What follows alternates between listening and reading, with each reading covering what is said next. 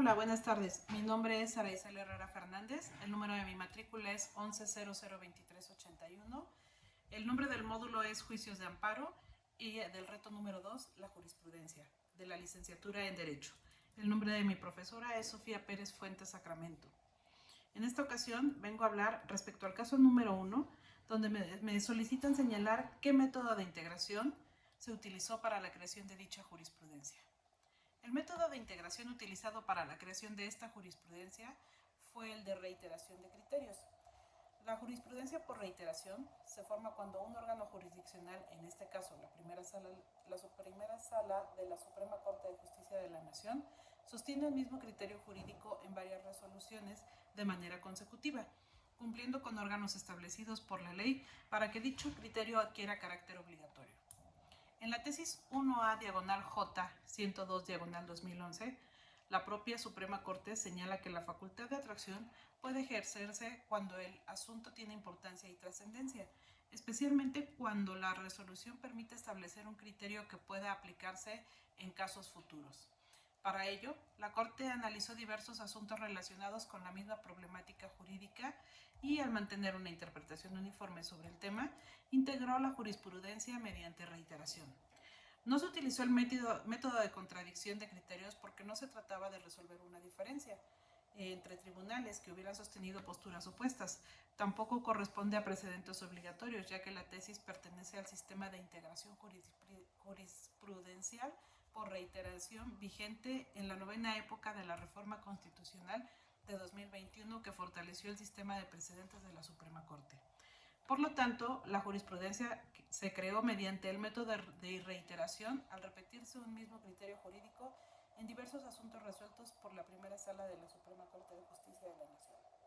Respecto al caso número 2, donde se pide identificar cuáles son los razonamientos para que la jurisprudencia 1A/J 93/2013-10A fuera sustituida por la jurisprudencia 1A/J 78/2018 10A emitida por la primera sala de la Suprema Corte de Justicia de la Nación, los razonamientos por los cuales la jurisprudencia 1A/J 93/2013-10A fue sustituida por la jurisprudencia 1A/J 78/2018A derivan de una nueva reflexión jurídica realizada por la primera sala de la Suprema Corte de Justicia de la Nación al resolver la contradicción de tesis 141/2018. En la jurisprudencia 1A/J 93/2013-10A, la primera sala había sostenido que el auto que ordenaba la citación del investigado a la audiencia de formulación de imputación con apercibimiento de aprehensión en caso de no comparecer, afectaba indirectamente la libertad personal. Bajo ese criterio, la citación colocaba al investigado en una situación obligatoria de obediencia frente a un mandato judicial.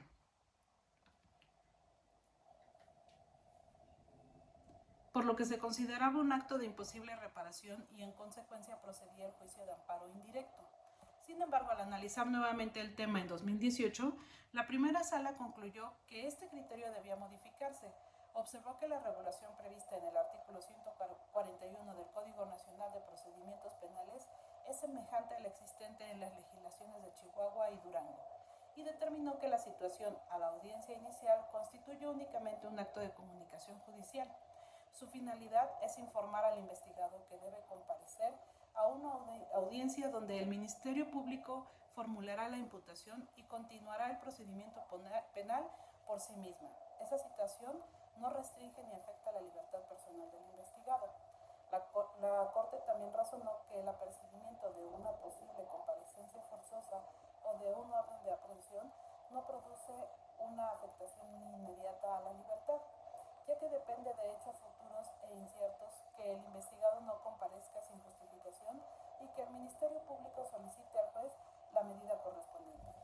Al no existir una afectación directa e inmediata a un derecho sustantivo, el acto no puede considerarse de imposible reparación. Por ello, la primera sala concluyó que el auto que ordena la citación a la audiencia inicial es un acto judicial fuera de juicio que no afecta la libertad personal del investigado, por lo que es improcedente el juicio de amparo indirecto. Conforme al artículo 107, fracción 4 de la Ley de Amparo, en consecuencia se interrumpió la jurisprudencia 1A diagonal J 93 diagonal 2013 10A y se emitió la nueva jurisprudencia 1A diagonal J 78 diagonal 2018 10A, la cual establece el criterio actualmente obligatorio sobre este tema. En el caso número 3, se pide señalar para qué autoridades es obligatoria la aplicación de dicha jurisprudencia.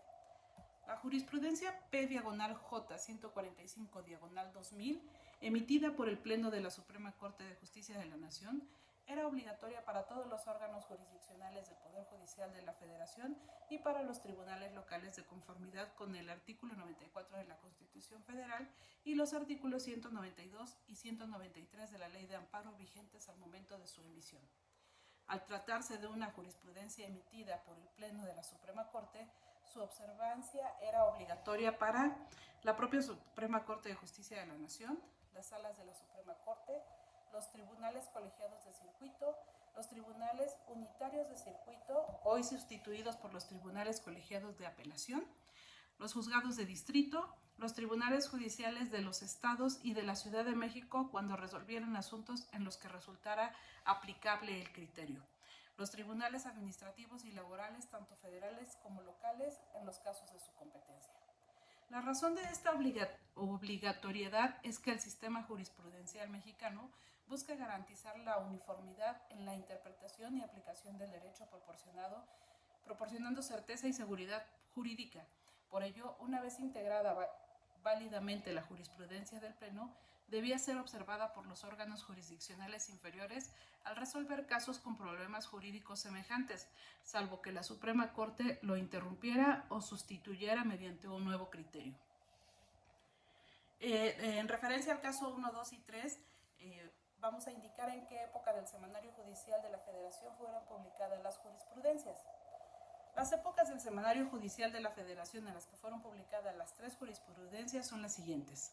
El caso 1, la tesis 1A diagonal J 102 diagonal 2011, en la época novena, fue publicada en el Semanario Judicial de la Federación y su Gaceta tomo 34 en septiembre del 2011.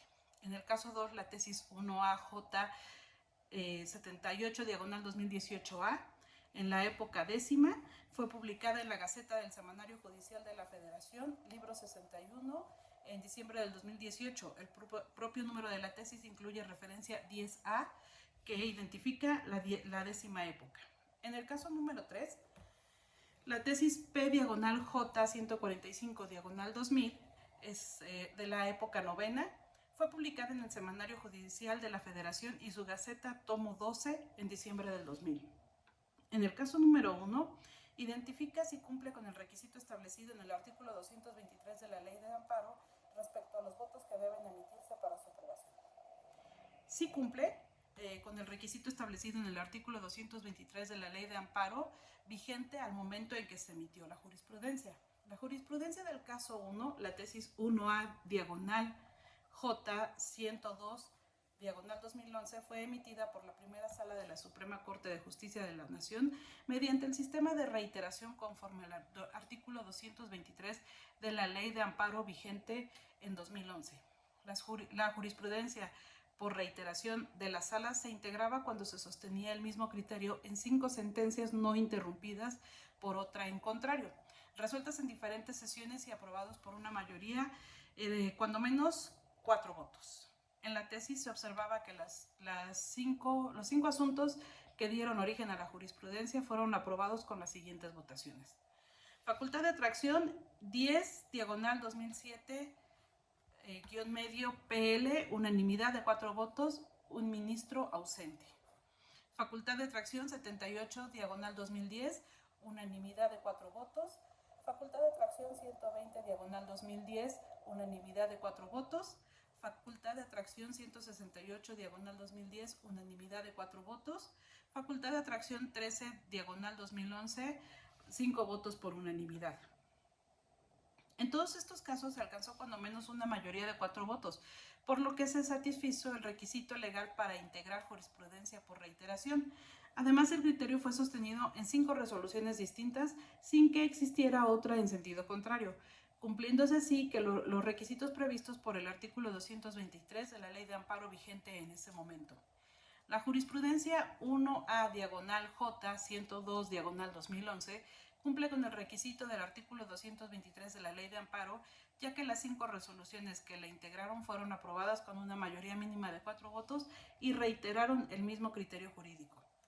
La jurisprudencia constituye uno de los pilares del sistema jurídico mexicano, ya que permite unificar la interpretación de las normas y garantizar que los órganos jurisdiccionales resuelvan casos semejantes con criterios consistentes. A través de ella, la Suprema Corte de Justicia de la Nación y los tribunales colegiados contribuyen a brindar certeza, seguridad jurídica e igualdad en la aplicación del derecho.